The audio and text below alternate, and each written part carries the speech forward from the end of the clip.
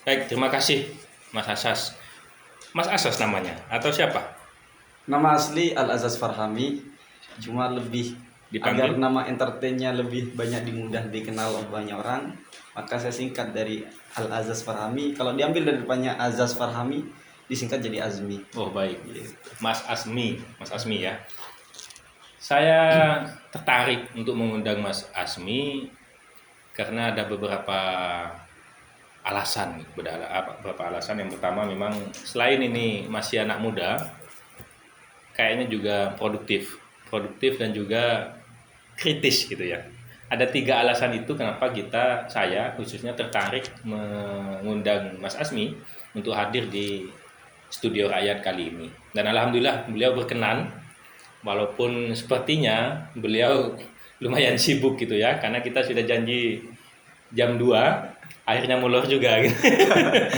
Terima kasih Mas Asmi sudah berkenan hadir di Studio Rakyat, meluangkan waktunya, menyisihkan beberapa kegiatan kesibukannya hanya untuk diskusi santai di Studio Rakyat bersama saya gitu ya. Nah, mungkin karena saya juga belum terlalu mengenal nih Mas Asmi, sebelum terlalu jauh mungkin bisa dikenalkan dulu siapa sebenarnya Mas Asmi, dari mana, dan kegiatannya ngapain sejauh ini. Baik, terima kasih juga kepada Studio Rakyat yang telah mengundang saya. Ini adalah suatu kehormatan bagi saya bisa duduk di tempat ini. Dan semoga ini menjadikan sebuah langkah awal untuk Studio Rakyat menjadi studio yang benar-benar memberikan banyak dampak positif, khususnya untuk rakyat Indonesia. Amin. Sebelum itu, perkenalkan, nama saya Al-Azaz Farhami, yang akrab disapa menjadi Azmi. Saya merupakan seorang mahasiswa jurusan Ekonomi Syariah semester 7 di Institut Agama Islam Syekhona Muhammad Khalil Bangkalan. Mungkin ini merupakan kampus yang jarang dikenal, tapi semoga dengan hadirnya saya menjadi mahasiswa di situ lebih membawa kampus ini semakin jaya, semakin berkah, karena saya yakin Syekhona Khalil adalah tokoh besar yang menjadi sebuah kebanggaan di Kabupaten Bangkalan. Baik, kembali lagi pada saya sendiri. Saya adalah seorang anak muda yang sebenarnya sudah tidak muda lagi, karena saya tidak sama dengan teman-teman di kampus. Usia saya mungkin lebih tua daripada teman-teman karena saya gap year selama 2 tahun, Pak. Oh, siap. Jadi dari beberapa struggle yang saya alami, yang awalnya juga kesalahan-kesalahan yang harus kita ambil dalam mengambil sebuah keputusan, terkadang kita harus menemukan kesalahan itu untuk menjadikan sebuah hasil yang baik. Saya pernah gap year, dulu saya kuliah di Universitas Sunan Ampel, Universitas Islam Negeri Sunan Ampel Surabaya, di jurusan Teknik Lingkungan. Kemudian setelah itu saya drop out dari kampus dan saya memilih untuk berjualan saat itu. Jadi saya ini adalah salah satu mantan mahasiswa yang memilih untuk jualan di pinggir jalan. Dulu saya punya brand namanya Pentol Darurat. Wih. Dan Pentol Darurat ini sudah saya daftarkan di sertifikasi halal juga. Saat itu saya sudah memiliki 2 cabang. Dan alhamdulillahnya kalau omset per bulan ya cukuplah buat makan dan buat jalan-jalan tiap hari gitu. Namun karena COVID pada saat itu, sehingga saya memilih untuk gulung tikar karena sepi ya. Jadi saya masuk ke kampus dan kuliah lagi di tahun 2022. Di kampus Institut Agama Islam Syekhona Khalil Bangkalan dulu. Dan di sana saya menemukan fun fact yang tidak pernah saya temui selama di luar kampus. Di mana lingkungan santri, sementara lingkungan saya pribadi bukan santri gitu ya. Jadi saya memaksakan diri untuk membiasakan dengan culture yang agamis. Dan disitulah saya menemukan ketenangan batin, kemudian kekuatan spiritual yang tidak saya alami di luar itu. Dan alhamdulillah di sana juga saya memiliki kesempatan untuk terus berkarya, dan alhamdulillah saya juga ditakdirkan untuk menulis buku yang saya bawa sekarang ini. Ini adalah buku Public Speaking untuk Introvert. Karena kenapa saya bikin Public Speaking untuk Introvert? Karena saya beranggapan banyak orang Indonesia, apalagi anak muda, itu menganggap bahwa introvert itu tidak berani tampil. Betul. Introvert itu orang yang pemalu di balik layar, Pendiam gitu pendiam gitu ya. Padahal ini sebuah salah kaprah. Introvert itu bukan mereka tidak bisa bicara, karena yang tidak bisa bicara bukan introvert, tapi orang bisu. Wis, keren ini. Jadi introvert ini adalah sesosok manusia yang dia cenderung mengamati terlebih dahulu sebelum dia berbicara. Bahkan orang introvert ketika dia sudah mulai tampil, sudah mulai percaya diri untuk tampil di depan umum, dia lebih dalam pengamatannya. Dia lebih berisi ucapannya dibandingkan orang-orang ekstrovert yang dianggap oleh sebagian orang ekstrovert itu berani tampil di depan banyak orang. Padahal faktanya orang-orang ekstrovert ketika mereka tampil di depan banyak orang, mereka cenderung ngawur omongannya. Karena orang-orang ekstrovert dia selalu mengucapkan apa yang ada di pikirannya sekarang, tanpa disaring, tanpa dipilah dulu apakah kata-kata ini benar atau kata-kata ini salah. Makanya cenderung pelaku bullying itu banyak mereka dari orang-orang sosok ekstrovert. Dan kasihan sekali orang-orang introvert itu biasanya dijadikan sebuah objek. Karena mereka takut speak up, mereka takut bersosial. Padahal sebenarnya di balik sosok manusia introvert ini ada keistimewaan sendiri yang Allah berikan kepada mereka.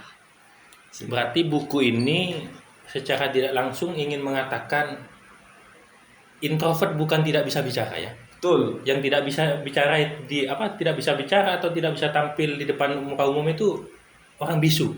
Nah, benar. Tapi kalau introvert dia bisa bicara, cuman dia tidak langsung, lebih mengamati dulu, lebih menyiapkan dulu objek yang mau dibahas gitu misal.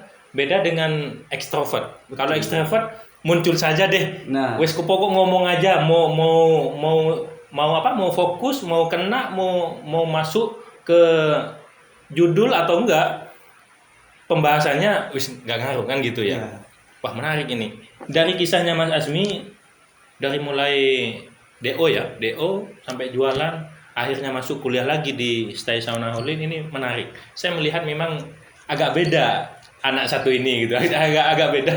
agak lain. Karena agak lain gitu ya. Kalau bahasa sekarang agak lain. Makanya saya tertarik gitu untuk menggali, untuk mengenal lebih jauh, dan siapa tahu apa yang dimiliki oleh Mas Azmi ini bisa memotivasi gitu ya, bisa memotivasi teman-teman yang lain.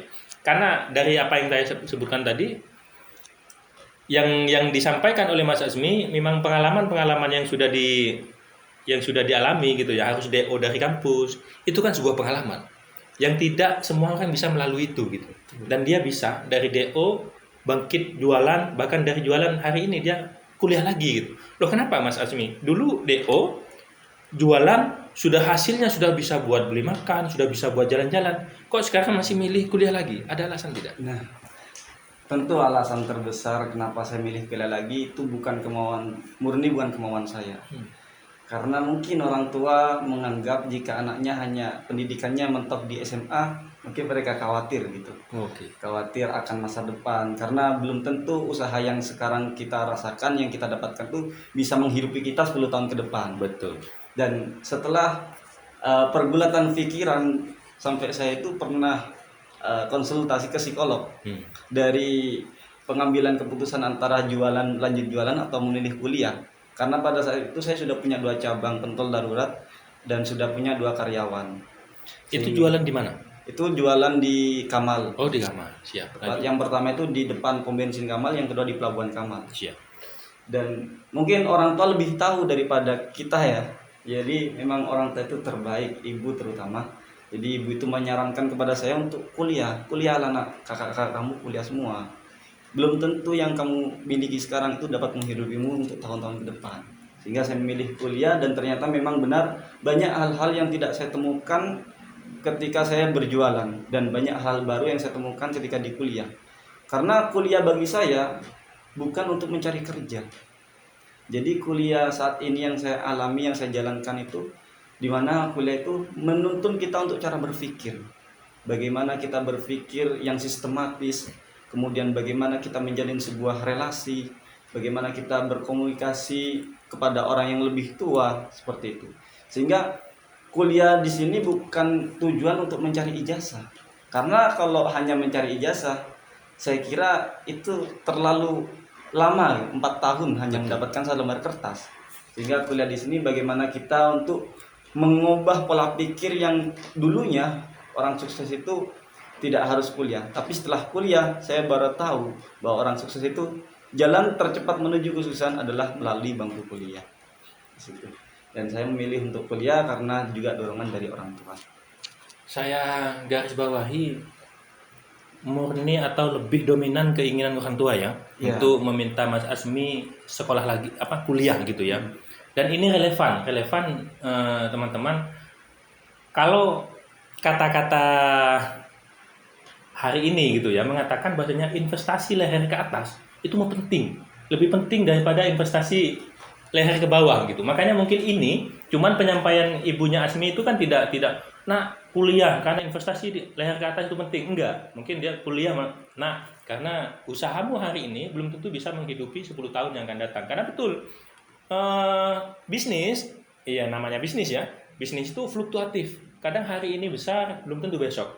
Kadang hari ini omsetnya tinggi, belum tentu besok. Nah, kalau kita investasi di leher ke atas, tentu ini akan menunjang bagaimana kita bisa mengembangkan bisnis. Itu catatan yang bisa pelajaran yang bisa kita ambil dari penekanan seorang orang tuanya Asmi untuk minta Asmi bisa kuliah lagi. Karena dengan kuliah tentu bukan menjadi penghalang untuk bisa usaha lagi tuh. Iya. Bukan, malah ini menjadi catatan, menjadi hal yang penting bagaimana nanti Asmi bisa membangun usaha yang lebih besar lagi, yang omsetnya lebih tinggi lagi, dan manfaatnya lebih besar lagi daripada usaha yang hari ini dirintis. Dan manfaat-manfaat yang lain tentunya. Nah, selain dari perjalanan Asmi mulai dari menulis buku, memberikan solusi untuk memotivasi seorang introvert untuk bisa tampil dengan menjadi public speaker itu ya. Dan yang kedua dia pernah DO, akhirnya jualan, dan akhirnya memutuskan untuk kuliah lagi. Kalau di luar ada gaung, buat apa kuliah? Sukses nggak butuh kuliah kan gitu ya. Sukses nggak butuh sekolah gitu.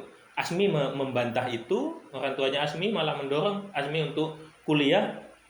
Kalau bahasa kerennya hari ini ya, bagaimana mengutamakan investasi leher ke atas. Nah yang ketiga, saya mengikuti akun medsosnya Mas Asmi ini. Ternyata selain dia produktif menulis, dia seorang stronger gitu ya. Kalau saya melihat dia nggak mau patah semangat gitu ya. Mulai dari DO, jualan, kuliah lagi. Ternyata dia juga kritis teman-teman. Jadi kalau saya lihat kita mulai cek ini akun TikToknya. Di situ ada beberapa uploadan ya. Saya mau cek salah satu.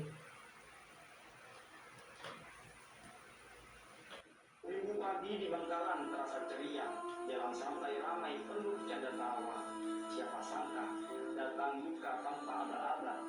Dahan tren besi patah menimpa bocah tak berdosa. Yasinta Dwi Amira, seorang siswi kelas 5 SD, pergi selamanya meninggalkan air mata. Dibawa ke rumah sakit dengan harapan yang tersisa, namun takdir berkata lain, nyawanya sirna. Ambulan tak ada, panitia tanpa rencana, evakuasi seadanya, nyawa pun hilang sia-sia. Pohon tua pun dibiarkan begitu saja, keselamatan publik seolah bukan yang utama. Tragedi ini bukan sekedar bencana, tapi cermin kelalaian manusia. Tidak menunggu musibah baru bicara, lalu menutupnya dengan penyesalan semata. Hari itu Bangkalan belajar dengan cara yang pedih dan nyata. Nyawa melayang karena dahan yang patah, namun yang lebih patah adalah kesadaran kita. Bicara bukan sekedar suara. Ini Mas Asmi mengkritisi kegiatan jalan santai yang dilakukan oleh Pemkab Bangkalan, bahwa bagaimana waktu itu ada korban anak kecil hingga meninggal dunia karena tertimpa dahan ranting pohon yang tua jatuh. Dan tentu kejadian ini bukan disetting. Kita paham semuanya ini tidak ada yang menginginkan gitu ya. Cuman tentu sebagai pemerintah misal seharusnya ada persiapan gitu. Kalau saya membaca dari kritisannya seperti itu. Harus ada persiapan bagaimana ada ambulan, kegiatan sekelas Pemkab tidak ada ambulan dan hingga menjatuhkan korban, ini kan sedih gitu ya, ironi. Walaupun ya pasti banyak yang menjawab itu nyawa hak prerogatif Tuhan, betul. Tapi kita punya hak untuk berusaha seperti itu. Nah, ini salah satu video yang di-up oleh Mas Asmi dalam rangka mengkritisi pemerintah, dan masih banyak lagi video yang lain. ada juga tentang sampah ya, mengkritisi tentang sampah. Bahkan terakhir tadi dicek ada mengkritisi tentang apa yang terakhir? Tentang DPR yang mau dibubarkan oleh Tentang anggota DPR yang akan didemo dan dibubarkan oleh masyarakat karena 3 juta per hari ya, dan kata-katanya yang kayaknya tidak memihak kepada yang diwakili gitu ya. Seperti apa Mas Asmi kok bisa punya keinginan atau punya inisiatif mengkritisi pemerintah? Apa sih sebenarnya yang ada di otaknya Mas Asmi? Jadi yang pertama, saya itu memang hobi bicara. Siap. Saya itu hobi bicara, hobi ngobrol. Sehingga ketika dalam 1 minggu saya itu tidak membicarakan sesuatu, tidak ngobrol sama siapapun, itu saya merasa stres gitu. Keren. Jadi saya butuh orang untuk teman curhat, teman ngobrol, sekalipun itu kadang pembahasan yang tidak penting saya butuh. Tetapi karena di rumah saya itu sendirian, jadi saudara-saudara saya itu sudah mulai bekerja semua, sehingga saya itu tidak ada teman untuk berbicara, tidak ada teman untuk diskusi, dan kuliah pun kadang banyak libur. Sehingga disitulah saya memikirkan bagaimana saya bisa menyampaikan isi pikiran saya, bagaimana saya bisa berpendapat dan mendiskusikan satu permasalahan, dan orang itu bisa tahu dan menanggapi hal tersebut. Nah, dan itu juga bermula dari kepekaan saya terhadap pemerintah, kemudian terhadap kegiatan sosial. Dan di Bangkalan ini sedikit sekali orang yang mau speak up hal-hal yang positif, yang mau peduli gitu yang ya. mau peduli hal-hal yang positif. Sehingga dari situlah muncul kenapa tidak kita utarakan saja yang memang sebenarnya itu yang positif, yang itu memang benar, itu yang hak, harus kita sampaikan walaupun kadang tidak bisa diterima oleh semua masyarakat, terutama di kepemerintahan. Saya melihat di Bangkalan ini banyak kejanggalan-kejanggalan, tapi kenapa anak mudanya diam saja? Padahal kalau saya main ke tongkrongan, rata-rata mereka ketika nongkrong bahasnya tentang demo-demoan. Namun ketika mereka bergaya ketika turun ke jalan, tapi kenapa mereka tidak bisa mendemokan hal tersebut ke media sosial? Padahal kita tahu media sosial adalah suatu platform yang sangat dominan digunakan oleh seluruh lapisan masyarakat, dari mulai anak muda sampai dewasa. Dari sanalah adalah wadah kita untuk menyampaikan aspirasi. Nah, oleh karena itu saya memanfaatkan media tersebut untuk menyampaikan gagasan positif, untuk menyampaikan ide-ide, dan tujuannya bukan untuk menyudutkan salah satu pihak, namun tujuan saya ingin menyampaikan bahwa ini loh kondisi yang sebenarnya. Bahwasanya, ayo anak muda harusnya seperti ini. Karena juga saya mengemban duta, karena saya juga kebetulan di tahun 2024 kemarin terpilih sebagai perwakilan Jawa Timur sebagai Duta Inspirasi Indonesia. Wih, selamat dong. Selamat. Lupa tadi gak disampaikan. Betul. Jadi saya di tahun 2024 di akhir bulan Desember itu saya dinobatkan sebagai Duta Inspirasi Indonesia perwakilan dari Jawa Timur. Dan itu tiap provinsi diambil 2 orang, putra dan putri. Satu provinsi 2 orang. Ya, satu provinsi 2 orang. Jawa Timur Anda dan teman saya yang dari Malang. Wis. Kelas Jawa Timur dong. Lanjut. Jadi kenapa saya peduli untuk menyampaikan hal-hal speak up seperti itu? Awalnya saya terinspirasi oleh konten kreator di media sosial. Salah satu yang menjadi kiblat saya itu Rian Fahardi, Presiden Gen Z. Dari situlah saya tertarik untuk menyuarakan. Namun sebelum saya mengangkat tema tentang kritis sosial ini, saya ada ketakutan karena di Bangkalan katanya kalau kita tidak punya backingan membicarakan terkait lembaga pemerintahan itu hati-hati. Dan ternyata memang saya alami. Mengalami. Wah, keren itu. Ketika saya membuat konten tentang sampah, Bangkalan Berseongku, kemudian dana hibah dan lain sebagainya. Dan itu banyak sekali netizen yang mend-DM saya, bahkan sampai minta nomor saya. Tapi itu tidak menjadi sebuah hambatan bagi saya untuk terus speak up. Karena kata Nabi, qulil haqqa walau kana murrah. Katakanlah yang benar walaupun itu pahit. Mantap. Dan itulah yang menjadi fondasi saya untuk membuat konten speak up di media sosial, khususnya di platform TikTok. Mantap. Berarti memang tidak salah saya mengundang Mas Asmi karena memang beliau ini 2 orang terpilih untuk se-Jawa Timur menjadi duta informasi. Inspirasi. Duta inspirasi. Dari Kemenpora. Mudah-mudahan undangan ini juga bisa menginspirasi gitu ya. Karena memang duta inspirasi. Kalau nggak bisa menginspirasi bagaimana dong menjadi duta inspirasi gitu ya. Menarik. Mas Asmi ternyata dia hampir sama dengan saya gitu ya. Jadi kalau nggak diskusi 1 hari 2 hari itu kayak belum makan gitu, belum ngopi gitu ya. Benar. Butuh haus untuk diskusi. Dan salah satu studio ini didirikan juga memang untuk memenuhi kehausan itu. Jadi butuh teman untuk diskusi, butuh ruangan untuk kita diskusi. Akhirnya jadilah Studio Rakyat ini. Terima kasih Mas Asmi. Eh, saya senang, saya bangga masih ada anak muda yang mau speak up, yang peduli terhadap Kabupaten Bangkalan, yang peduli untuk menyuarakan hal-hal yang butuh disuarakan, walaupun katanya tadi tanda kutip ini Bangkalan loh gitu ya, ini Bangkalan, nggak semudah itu untuk bisa mengkritisi pemerintah gitu ya. Seperti yang dialami Mas Asmi di DM, di WA, dan tentu ya macam-macam lah gitu. Kita tidak butuh bahas sedetail itu di sini gitu. Tapi bisa dibayangkan, alhamdulillahnya lagi beliau tidak gentar itu ya, tidak gentar dan akan tetap menyuarakan apa yang memang layak untuk disuarakan. Mudah-mudahan Mas Asmi terus berkomitmen istiqomah untuk bisa peduli terhadap Kabupaten Bangkalan, menyuarakan yang memang hal-hal yang butuh disuarakan. Nah, Mas Asmi, tadi panjenengan mengatakan bahwasanya Kabupaten Bangkalan ini butuh dikawal gitu ya, butuh dikawal hal-hal yang butuh disuarakan, kebersihan dan lain banyak hal. Dan selama itu kan pasti ada yang DM-nya negatif tuh kepada panjenengan. Walaupun saya ingin meyakinkan saja, walaupun tadi sudah mengatakan Mas Asmi, saya tidak akan gentar dan saya akan mengatakan yang hak ya disampaikan gitu ya, yang batil ya juga disampaikan gitu.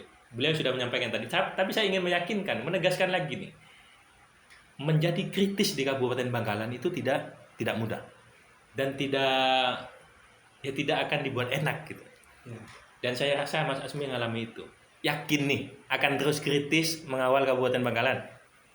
Siap, selagi saya masih ada nyawa, selagi saya masih ada dukungan, maka saya akan siap terus menyampaikan hal-hal yang benar, hal yang hak yang perlu disampaikan.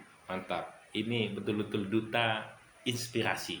Dan akan saya berdoa dan saya berharap mudah-mudahan ini menjadi inspirasi untuk memberikan inspirasi kepada pemuda-pemuda yang lain untuk juga ikut speak up. Nah, kalau nanti yang lain banyak anak muda yang speak up, mengawal kebijakan dan peduli terhadap Kabupaten Bangkalan, saya yakin perlahan namun pasti kabupaten yang kita cintai akan bergulir menjadi lebih baik lagi. Mas Asmi, saya ingin menanyakan satu lagi. Yang pertama, menurut penilaian panjenengan hari ini yang butuh dikritisi di Kabupaten Bangkalan atau yang paling jelek di Kabupaten Bangkalan atau yang paling harus dievaluasi di Kabupaten Bangkalan, apa sih menurut panjenengan? Wah, pertanyaannya berat ini. Baik, sejauh saya mengamati tentang Kabupaten Bangkalan ini, saya melihat pemerintahan yang sekarang sudah mulai membaik, sudah mulai memperbaiki badannya, memperbaiki isi dalam rumahnya. Dan ini perlu sekali kawalan dari anak-anak muda seperti kita-kita ini. Karena terkadang pemerintah jika tidak ada kawalan dari generasi muda, dari para mahasiswa, dari teman-teman pemuda, kadang mereka oleng gitu. Jadi yang paling penting di Bangkalan ini terutama penataan kota. Saya sangat miris sekali di Bangkalan ini belum ada tempat rekreasi untuk rakyat. Ada TRK tapi terbengkalai di belakang stadion itu. Jadi saya ingin sekali Bangkalan sebagai kota yang cukup luas dibandingkan kabupaten yang lain. Bangkalan ini butuh tempat-tempat untuk hiburan masyarakat, untuk sekedar ingin have fun, untuk hangout gitu. Jadi tolong Pak, penataan kotanya diperbaiki lagi, kemudian aksesnya itu dipermudah lagi. Salah satunya tempat wisata yang sudah mulai sepi dikarenakan oleh ulah masyarakat sendiri kayak Gua Pote itu yang ada di Jepti itu. Kasihan sekali tempat-tempat wisata di sini sangat minim sekali. Sehingga ketika kita keluar Bangkalan dan ada teman yang ada di luar ingin ke Bangkalan bertanya, kira-kira tempat wisata apa yang ada di Bangkalan? Dan kita bingung untuk menjawabnya. Masa mau kita arahkan ke makam Syekh Nafali terus?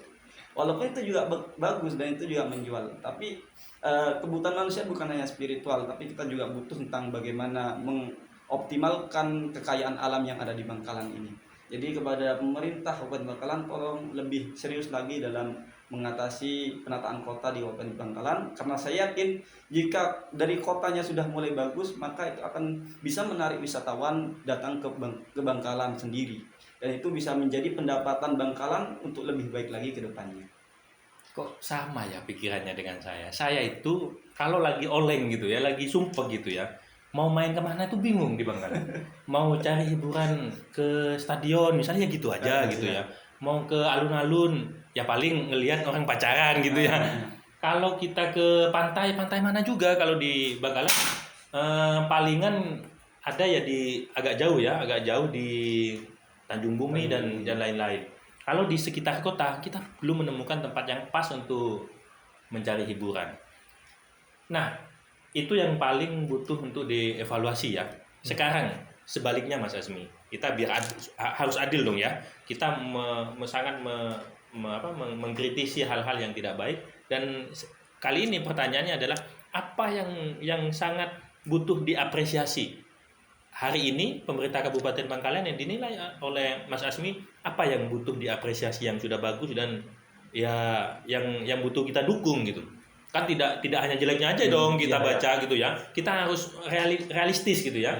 Bagusnya juga kita harus apresiasi gitu. Apa kira-kira Mas Asmi? Baik, tentu saja di kepemerintahan Pak Lukman dan Pak Fauzan yang baru ini banyak perubahan yang dialami di Kabupaten Bangkalan. Di antaranya akses jalan sudah mulai diperbaiki di setiap ruas daerah, baik itu di kecamatan maupun di pedesaan. Dan itu saya akui memang sudah banyak dirasakan oleh masyarakat. Yang kedua juga pemerintah yang sekarang sudah mulai terbuka kepada anak muda. Seperti Pak Bupati sudah memberikan ruang untuk anak muda untuk diskusi bareng tiap malam Jumat. Itu adalah salah satu hal yang perlu kita apresiasi. Kalau melihat dari pemerintah yang sebelumnya mungkin terlalu tertutup. Namun sepertinya bupati yang sekarang lebih terbuka, lebih menerima pendapat dari para mahasiswa. Dan semoga itu terus berlangsung, tidak hanya di awal-awal tahun saja. Baik Mas Asmi, luar biasa. Tapi pertanyaan saya, selama aktif di Banser, pernahkah dibully atau mendapat kata-kata yang kurang pantas atau baik di medsos atau di dunia nyata gitu, pernahkah? Waduh, jangan ditanya kalau itu ya. Sering, terutama di media sosial itu sering ditanya, diberikan judgement yang negatif oleh netizen. Hei pasukan nasi bungkus. Kemudian apa sih tugas Banser, bubarin saja Banser, nggak guna Banser dan lain sebagainya. Banyaklah komentar negatif di media sosial. Tidak hanya di media sosial, di dunia nyata juga seperti itu. Bahkan teman-teman atau tetangga saya itu mungkin karena di desa saya itu belum ada NU-nya, tidak ada ranting NU, dan mereka tidak kenal tentang NU, ke-NU-an, itu cenderung dikucilkan saya itu ketika ikut Banser. Kadang ya juga nggak sedikit juga yang ditertawakan, dan itu bukan menjadi sebuah halangan saya untuk terus mengabdi kepada Banser. Bahkan itu menjadi sebuah batu loncatan saya untuk bisa lebih aktif lagi, untuk bisa memberikan dampak positif lagi di Banser, karena saya yakin lebih banyak yang mendukung daripada yang menjelekkan. Dan Banser ini memang memberikan manfaat bagi saya pribadi maupun bagi masyarakat sekitar. Jadi tidak ada ruginya juga gabung di Banser dan aktif di kegiatan-kegiatan ke-NU-an dan ke-Ansor. Saya melihat Mas Asmi sangat energik gitu.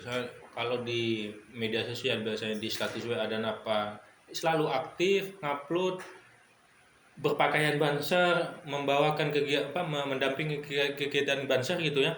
Apa sih rahasianya menjadi sepede itu gitu? Padahal sudah jelas-jelas di media sosial dibully, di dunia fakta dikucilkan. Bisakah berbagi misal dengan teman-teman yang biasanya dia minder untuk bergabung dengan ada di Banser itu, atau mereka bertanya, kok bisa sepede ini Mas Asmi? Apa rahasianya?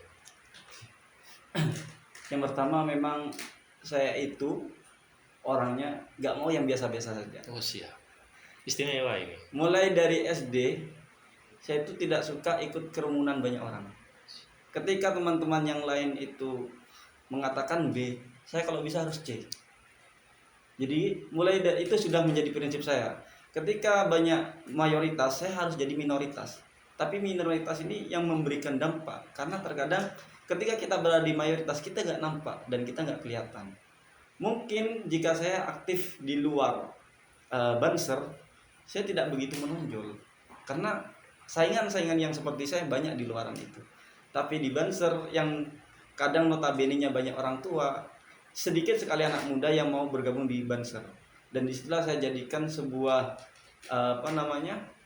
saya menjadikan Banser ini sebuah wadah dan sebuah wasilah untuk saya aktif. Dan ketika saya aktif sedikit saja di Banser, pasti orang banyak melihat. Dan saya yakin dengan Banser ini, karena gerakan Ansor dan Banser ini legal dan tidak dilarang oleh negara, sehingga saya semakin pede. Dan ketika banyak orang yang nyinyir di media sosial ataupun di dunia nyata, saya semakin yakin bahwa kegiatan Banser ini semakin diridhoi dan saya mendapatkan izin juga oleh orang tua dan keluarga, sehingga itu yang membuat saya semakin pede ketika aktif di Banser. Walaupun terkadang yang mengejek itu bukan orang jauh, kadang ya teman-teman atau keluarga kan itu. Dan itu yang membuat saya terus aktif di Banser dengan berbagai konten. Jadi ketika ada kegiatan selalu saya kontenkan. Bahkan akun TikTok Ansor Banser Kamal itu bisa dikatakan paling aktif, bahkan lebih aktif daripada akun PC Ansor. Kenapa? Karena semakin kita upload kegiatan kita di media sosial, orang semakin tahu bahwa kegiatan kita itu positif. Dan itu yang menjadi alasan saya, karena saya juga suka tampil di media. Dan itu yang menjadi saya semakin semangat, semakin kuat, dan semakin percaya diri untuk terus aktif di Banser. Orang tua hingga hari ini mendukung Mas Asmi di Banser? Alhamdulillah mendukung dan juga memfasilitasi. Tidak hanya mendukung ya, tapi juga memfasilitasi. Walaupun di lingkungan Mas Asmi ini minoritas. Minoritas. Di mana itu? Jadi di desa saya itu namanya Desa Tajungan. Oh, Desa Tajungan ya. Di Desa Tajungan itu tidak ada ranting NU. Dan orang-orang di sana, agama itu bukan menjadi hal yang utama. Tapi yang menjadi hal utama di sana adalah bekerja. Karena mungkin dari dulu-dulunya tidak adanya yang mengarahkan ke sana, sehingga ketika kita mau membuat sebuah gerakan tentang ke-NU-an, keagamaan, jika itu tidak sesuai dengan paham dan pemikiran orang sana, itu dianggap menyimpang. Bahkan saya pernah ingin mendirikan ranting Ansor di sana, dikira itu adalah aliran sesat sama orang-orang.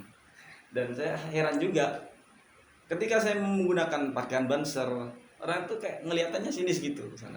Entah kenapa, mungkin karena ketidakpahaman mereka terkait gerakan ini sehingga mereka berpikiran skeptis seperti itu. Dan itulah yang kadang menjadi hambatan saya kalau pulang. Kadang kalau banyak teman-teman tuh saya pakai helm gitu. Daripada pikiran dan hati juga gak enak, lebih baik saya hiraukan saja seperti itu.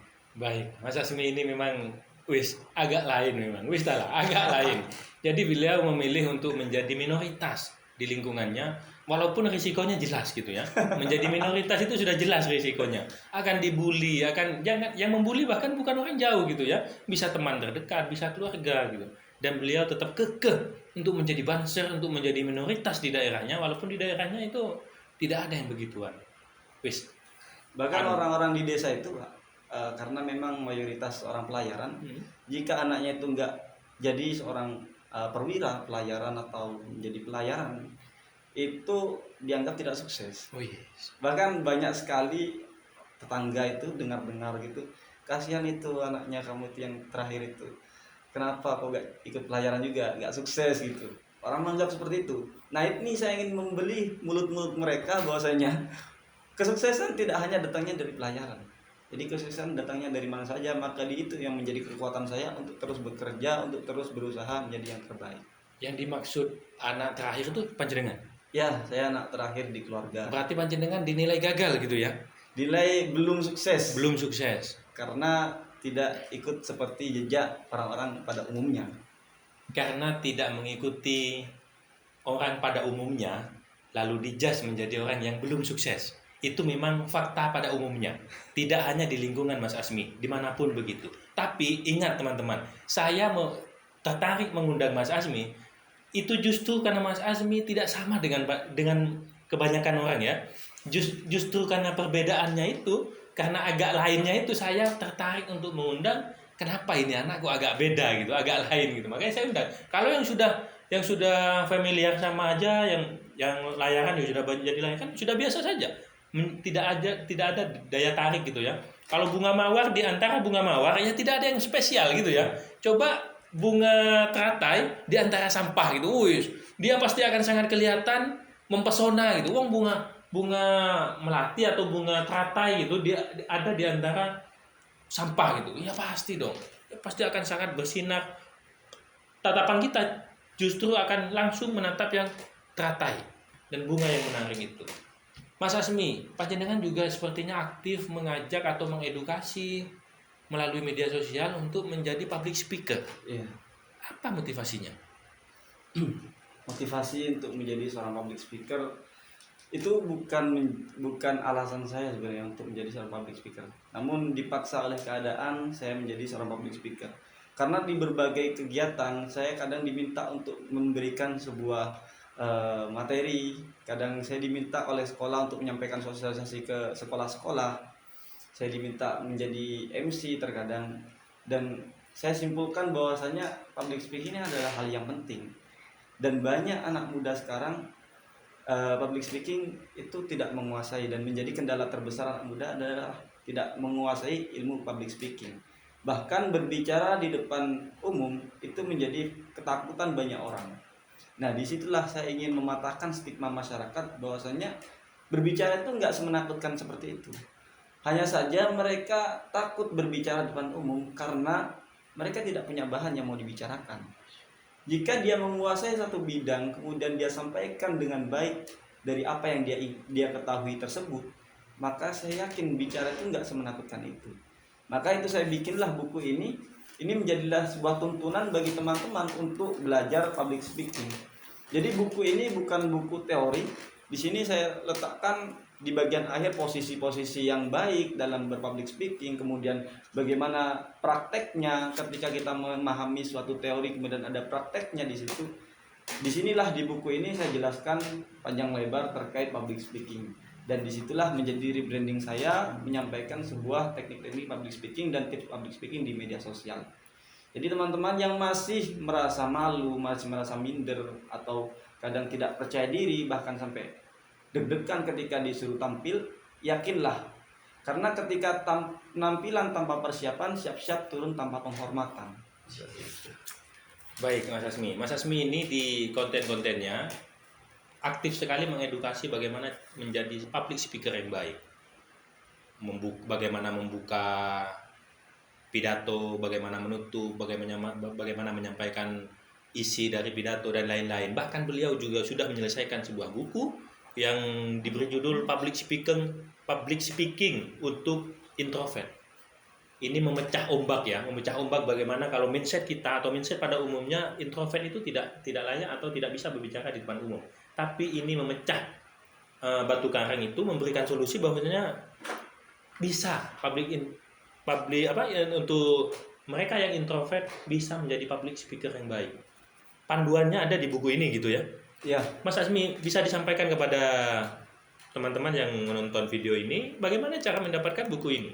Untuk teman-teman yang tertarik dengan buku ini bisa membacanya melalui e-book atau melalui cetaknya, bisa dibeli di akun Shopee yang sudah nanti mungkin linknya bisa dicantumkan di bio ya. Jadi bisa dibeli melalui marketplace baik itu di Shopee atau Tokopedia. Baik, ternyata teman-teman mudah untuk mendapatkan buku ini, bisa membaca melalui e-book ya? Ya, e-book juga. Melalui e-booknya atau melalui bukunya langsung. Dan ternyata sudah ada di Shopee dan Tokopedia. Ya. Nanti akan ditampilkan ya di linknya di video. Teman-teman yang tertarik bisa langsung check out gitu ya. Untuk mendukung pemuda-pemuda yang produktif. Terakhir nih Mas Asmi. Bagi kiat dong dengan teman-teman pemuda masa kini. Bagaimana bisa produktif dan bisa menghasilkan sebuah buku di era online dan game online seperti hari ini gitu ya. Kalau yang pemuda-pemuda lain sibuk main game online atau dan lain-lain gitu, Mas Asmi malah menyelesaikan sebuah buku. Apa yang menjadikan modal gitu? Atau silakan dipengaruhi teman-teman yang lain bagaimana bisa juga mempunyai karya, bisa mempunyai karya buku, tidak hanya scroll TikTok yang tidak bermanfaat, Tapi walaupun bermain TikTok itu juga bermanfaat dan juga bisa sambil menghasilkan sebuah buku. Bagaimana kiatnya Mas Asmi?